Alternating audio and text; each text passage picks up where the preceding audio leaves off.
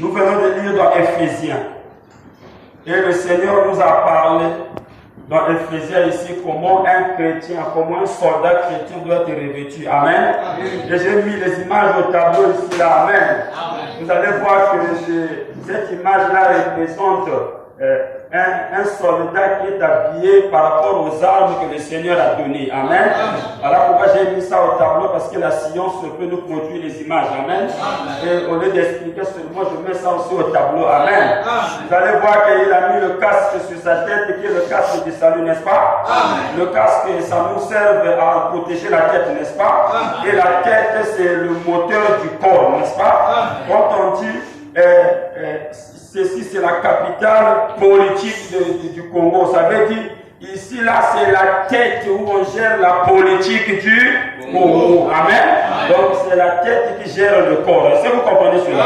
Et il a dit, sur la tête ici, mettez le casque du salut. C'est écrit dans Éphésiens 6, verset 17. Pourquoi il a demandé le casque du salut? C'est parce que lorsqu'il y a le casque du salut, il y a l'assurance. Le salut, c'est quoi? C'est la délivrance.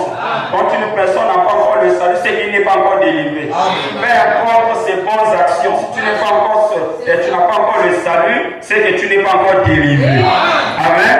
Les frères Branham me dit quelque foyer où l'homme, un enfant est né ou bien un enfant a grandi, si cet enfant-là ne parvient pas à la nouvelle naissance, même si la bonne éducation qu'on a donnée à cet enfant, une fois lorsqu'il écoutera la musique du monde, ça va captiver son attention. Est-ce que vous comprenez? C'est-à-dire que la tête là, comme il n'y avait pas eu la nouvelle naissance dans le cœur, c'est qu'il n'y a pas le casque qui salue sur cette tête-là. Est-ce que vous comprenez? La musique du monde va captiver son attention et il va suivre la même voie que les autres. Amen. Voilà pourquoi un chrétien doit premièrement avoir le salut. Amen. Parce que beaucoup de gens qu'on appelle des chrétiens, mais ils ne sont pas des chrétiens. Ils sont sur le voie de devenir des chrétiens, mais Dieu ne les a pas encore agréés. Amen. Excusez-moi, nous ne sommes pas une dénomination. Nous sommes dans le message, tous les points sont clairs. Quand quelqu'un parle à l'église, ça ne fait pas de lui un sauvé. Il est sur la voie de devenir sauvé. Il est sur la voie de devenir chrétien. Mais il faut que Dieu agrée son sacrifice. Dieu accepte sa foi. Dieu agrée ce qu'il est en train de faire. Mais si Dieu n'agrée pas, la personne n'est pas encore sauvée. Amen. Alors sur la tête, il faut mettre le casque du salut. Amen. Et le casque est fait des reins. Amen. Et les reins est très dur. Donc la lance ne peut pas percer cela. Est-ce que vous comprenez ça? Amen. Je vais passer vite parce qu'on reviendra toujours sur ça. Alors il faut porter ici une cuirasse de justice. Amen.